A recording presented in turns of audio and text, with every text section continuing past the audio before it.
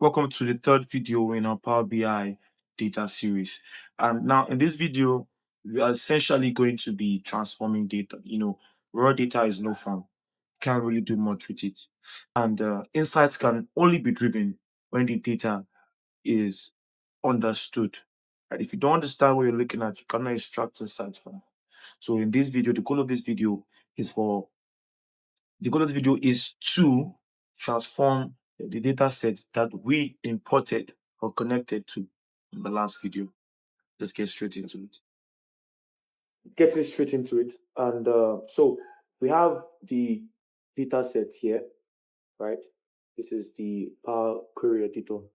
And I'm going to start with a brief discussion about ID. In data science, data analytics, you see multiple data sets that have IDs.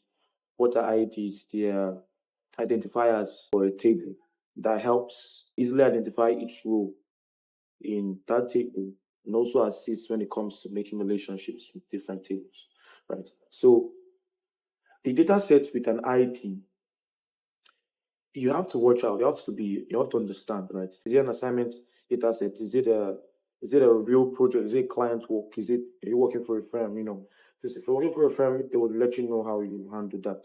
It's for a client. I'm sure the metadata will be provided and things will be clarified. But if you are just seeing it online and you don't know what it is, apart from the definition, if it's the only ID in the table that you're working with, you have to understand that it should be unique. That is the idea of an ID.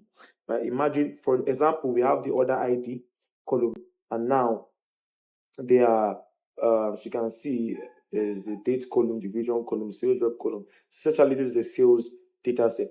And if this data set didn't have an ID, imagine if two different orders were made at the exact same time, and they were the same date, the same region, the same sales rep handle data, and the same number of units were bought, same goods were bought, everything. So it will be hard to really identify and differentiate. An ID fixes that ASAP. So that is essentially just a quick explanation on why ID should be unique. Now moving on. So essentially the first step, we should make our ID unique. But the first step before that, as you can see, the headers aren't in the right place. We have to promote our headers. In our home menu, data tab, our toolbar, we're going to go to use first row as headers, use first row as headers.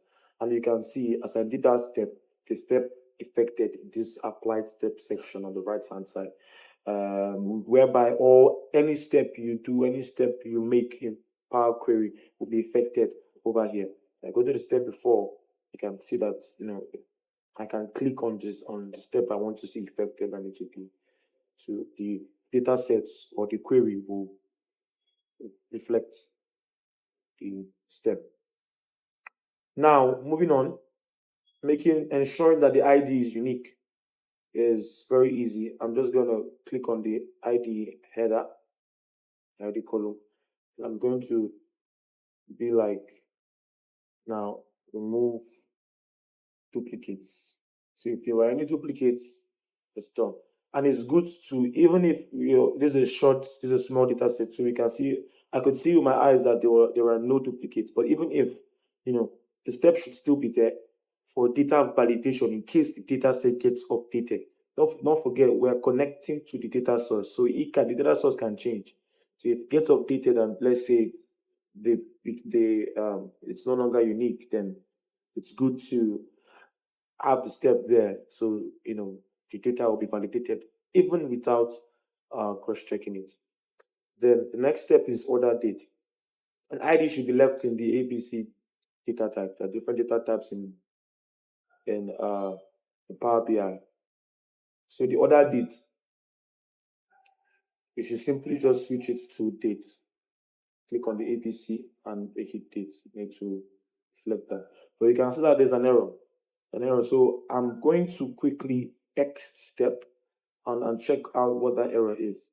So the error is that there's a text in a date column that's showing basically right now not a date. So how do we work on that? Essentially, we're going to find a way to remove it.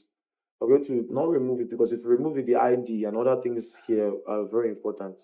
They are very important actually. So we're just going to replace the not a date with nothing instead of us to. So it's not just to filter out of okay, this is ID 14. If you filter out the not a date, it's going to take out the full column. So we don't want to do that. We don't want to do that. So I'm going to X that there. We want to simply just click on the other date and replace the not a date with nothing. Right? Replace the not a dates with nothing. Okay. And you can see that's good. So then I can now switch it to dates and yeah, that's good.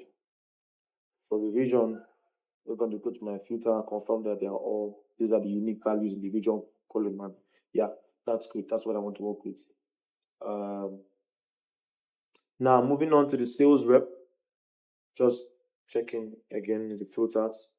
I've confirmed that yeah, there is no misspelling, everything is all right, and they're in the same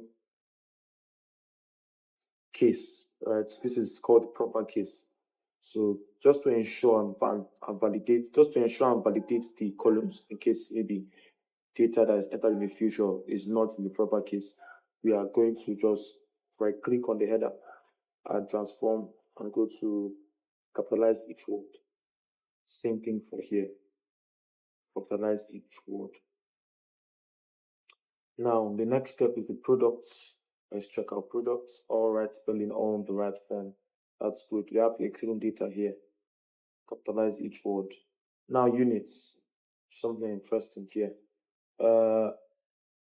Is there something interesting here? That's my question. There's nothing. If we have a blank, that's not a problem. But you just have to switch it to the whole number. And yeah, that's done. That's good. Units have been changed to whole number, and yeah, numerical value should be changed to numerical data type, obviously. Then the next thing is unit cost, stands cost. So when you're working with anything that has to do with the currency, with a currency, then that should be changed to fixed decimal numbers. You can see there's even a dollar sign beside it. That shows that it's for fixed decimal. It is processed for currency. So fixed decimal number, and yeah, there's no error. Same thing for our revenue, fixed decimal number. Departments should be validated. Only sales, okay, that's good. It's a sales data set validated to recapitalize each word. And that is us. I've cleaned the data set and we're ready to move on to I've cleaned and transformed it and we're ready to move on to making some visualizations and just looking at what is really happening inside the data set. Okay, stay tuned.